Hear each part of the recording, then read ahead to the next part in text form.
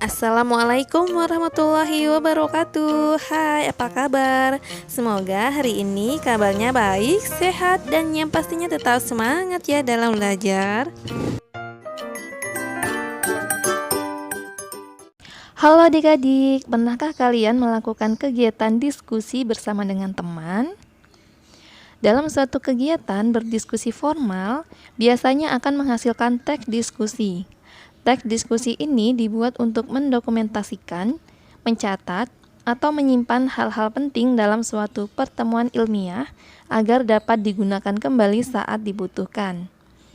Sebelum kita membahas lebih lanjut mengenai apa itu teks diskusi, pertama-tama mari terlebih dahulu kita kenali apa itu diskusi. Diskusi merupakan pertemuan ilmiah untuk bertukar pikiran mengenai suatu masalah.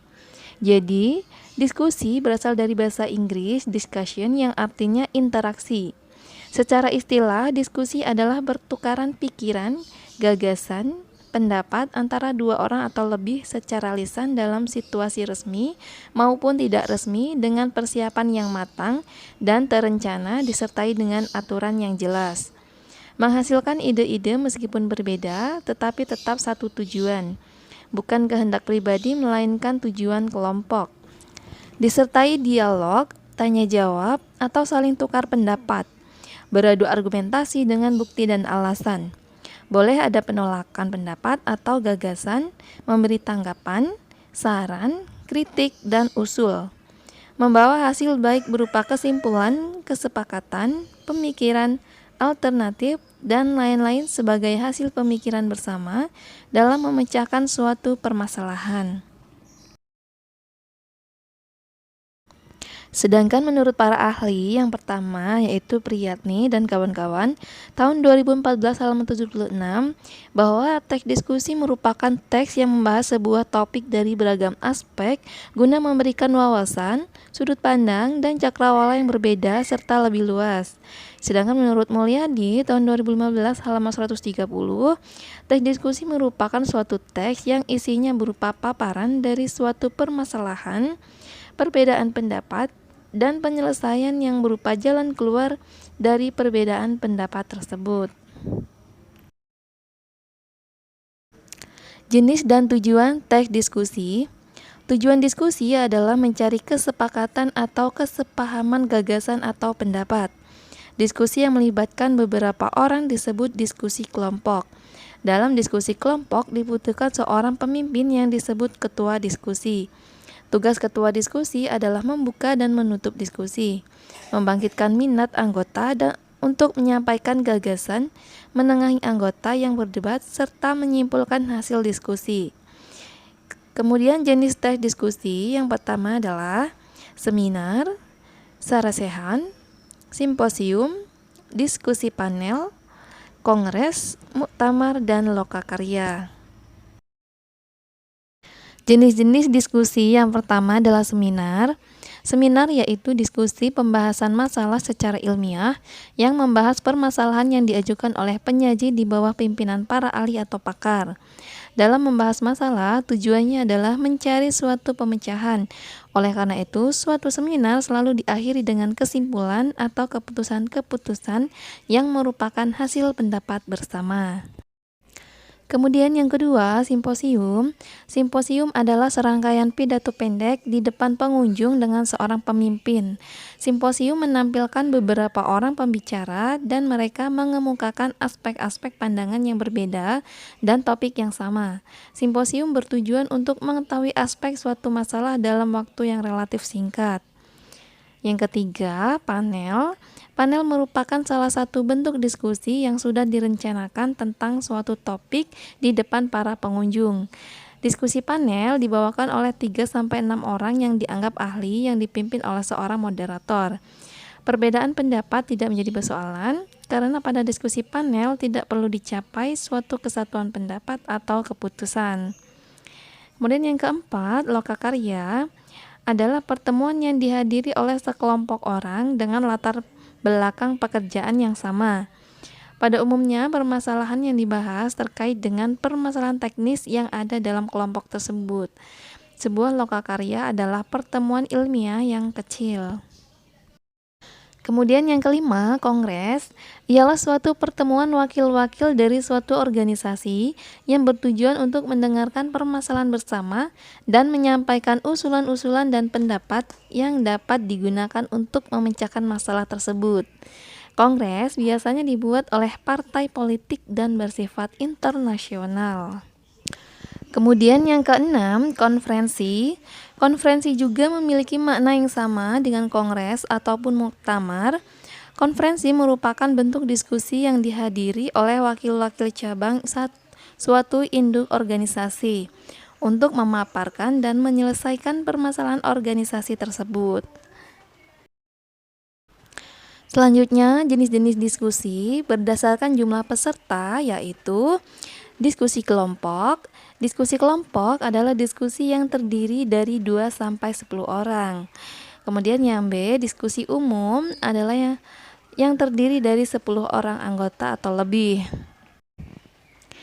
Kemudian berdasarkan teknik pelaksanaan atau sifatnya, diskusi terdiri dari yang pertama diskusi non formal, yaitu merupakan kegiatan berbicara di tempat tidak resmi dengan tujuan tertentu.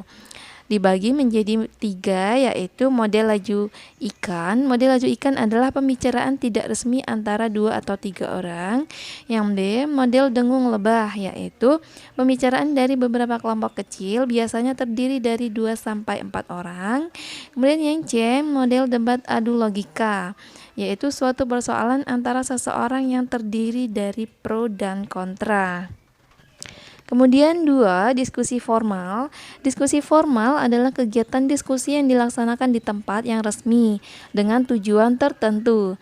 Diskusi ini biasanya menggunakan bahasa yang baku sesuai dengan kaidah bahasa Indonesia. Diskusi formal dibagi menjadi beberapa bentuk, yaitu A, model lompat katak. Diskusi ini terjadi pengumpulan gagasan yang cukup singkat yang dikumpulkan oleh ketua diskusi. Yang B, panel. Pada diskusi ini yang menjadi pembicara adalah pakar dari berbagai keahlian. Pada diskusi panel, peserta didik diberikan kesempatan untuk mengemukakan pendapat. Kemudian yang C, simposium. Simposium adalah pertemuan beberapa pembicara yang mengemukakan pidato singkat tentang suatu topik tertentu. Simposium menampilkan pembicara dan mereka mengemukakan aspek-aspek pandangan yang berbeda. Peserta diberi kesempatan untuk mengajukan pertanyaan atau pendapat setelah membahas utama dan penyanggah selesai berbicara. Yang D, seminar. Seminar bisa diartikan sebuah bentuk pengajaran akademis. Seminar biasanya berfokus pada sebuah topik tertentu yang khusus. Dalam membahas masalah, tujuannya adalah mencari suatu pemecahan yang berpangkal pada makalah. Yang E, rapat kerja. Rapat kerja adalah pertemuan wakil pemimpin di lingkungan kantor untuk membicarakan, merundingkan suatu masalah yang menyangkut kepentingan bersama. Rapat merupakan alat atau media komunikasi kelompok yang bersifat tatap muka dan sangat penting untuk pengambilan keputusan secara musyawarah untuk mufakat.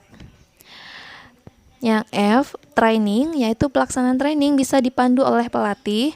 Objek dari training ini biasanya untuk seseorang atau sekelompok orang.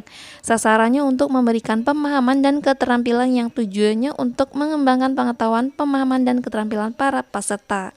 Yang G, konvensi. Konvensi adalah pertemuan sekelompok orang yang secara bersama-sama bertukar pikiran dan informasi melalui pembicaraan terbuka untuk membahas masalah yang berkaitan dengan kepentingan bersama. Yang H, diskusi kelompok. Diskusi kelompok adalah salah satu kegiatan yang melibatkan lebih dari satu individu yang dapat menjadi alternatif dalam membantu memecahkan suatu permasalahan. Kemudian yang I, kongres. Kongres adalah pertemuan besar para wakil organisasi, politik, sosial, wakil-wakil negara untuk mendiskusikan dan mengambil keputusan mengenai suatu permasalahan tertentu atau muktamar. Kemudian yang J, lokakarya atau workshop. Lokakarya adalah pertemuan antara para ahli untuk membahas praktis atau yang berkaitan dengan pelaksanaan di bidang keahlian masing-masing. Selanjutnya, berdasarkan situasinya, diskusi terbagi menjadi 2, yaitu yang pertama diskusi tertutup adalah suatu pertemuan yang semua peserta ikut aktif mengambil bagian.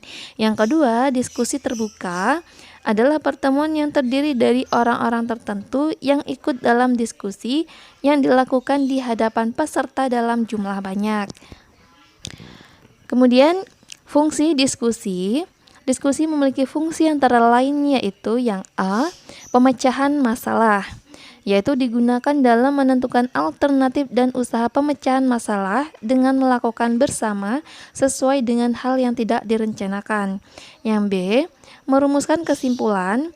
Selain sebagai pemecahan masalah, diskusi berfungsi untuk merumuskan simpulan diskusi tersebut yang dapat diambil dengan penalaran. Yang C, sebagai bahan masukan yang sangat berharga bagi seseorang. Sedangkan manfaat diskusi antara lain yaitu sebagai berikut. Yang pertama, untuk bertukar pikiran dan ide, belajar mengungkapkan serta menanggapi keterangan yang relevan. Yang kedua, memperluas cakrawala dan wawasan. Yang ketiga, menciptakan sikap saling menghargai pendapat seseorang. Yang keempat, mengembang diri sehingga menjadi ahli dan cakap untuk mengelola sesuatu sesuai kemampuan. Yang kelima, melatih sikap dinamis dan kreatif dalam berpikir. Dan yang keenam, menanamkan sikap demokrasi. Untuk unsur-unsur diskusi, diskusi memiliki beberapa unsur, yaitu yang pertama unsur manusia, yaitu moderator atau pemimpin diskusi, penyaji atau pembicara, notulen atau sekretaris, dan peserta diskusi. Yang kedua, unsur materi seperti topik diskusi atau permasalahan dan tujuan. Yang ketiga, unsur fasilitas seperti ruangan atau tempat, kemudian perlengkapan, misalnya meja, papan tulis, kursi, dan kertas. Dan untuk ciri-ciri teks diskusi, berdasarkan pernyataan yang disebut oleh Wiratno tahun 2014, adapun ciri-ciri dari teks diskusi antara lain, yaitu yang pertama, ditata dengan menggunakan struktur teks seperti isu, argumen menentang, serta argumen pendukung, dan kemudian diakhiri dengan rekomendasi atau simpulan. Kemudian, di dalamnya tergandung verbal, relasional, material, serta mental secara proporsional. Kemudian, memanfaatkan konjungsi yang memberikan kontras, contohnya namun demikian, tetapi, pada pihak lain, sebaliknya, dan lainnya untuk mempertentangkan kedua pendapat yang berlawanan. Kemudian, memakai modalitas guna membangun opini maupun rekomendasi. Kemudian, tak hanya itu saja, Mulyadi tahun 2014 halaman 137 juga memberikan pernyataan bahwa ciri atau karakter pada teks diskusi yaitu struktur teksnya berupa argumen, yaitu pro kontra, isu serta kesimpulan. Kemudian mempunyai ciri bahasa yang ada di dalam teks diskusi, yakni memakai istilah umum, kata pengontrasan atau perbandingan, serta kata pendukung atau penentang. Untuk kaidah kebahasaan teks diskusi, beberapa ini terdapat beberapa unsur kebahasaan teks diskusi terdiri atas. Yang pertama, menunjukkan waktu sekarang, yaitu memakai kalimat di dalam teks diskusi yang menunjukkan waktu sekarang. Sebab pada umumnya topik bahasan teks diskusi merupakan permasalahan aktual yang tengah berlangsung. Beberapa kata yang digunakan seperti sedang, perlu, kini, selamatkan, bertindak, perbaiki, hentikan, dan lainnya. Kemudian yang nomor 2, mewakili pikiran dan perasaan. Kata mewakili perasaan dan pikiran ini akan mengekspresikan emosi dari penulis itu sendiri. Contohnya, percaya, pikir, yakin, kagum, rasa, terkejut, senang, harap, ragu, suka, dan yang lainnya. Kemudian yang ketiga, bahasa evaluatif, yaitu memakai bahasa evaluatif guna mengkaji argumen dan bukti pendukungnya. Contoh, berpikiran sempit, menguntungkan untuk masa depan, sangat jelas, hanya pilihan, tidak dapat diakui, sederhana, lebih mudah, dan yang lainnya. Kemudian yang keempat, kohesi leksikal.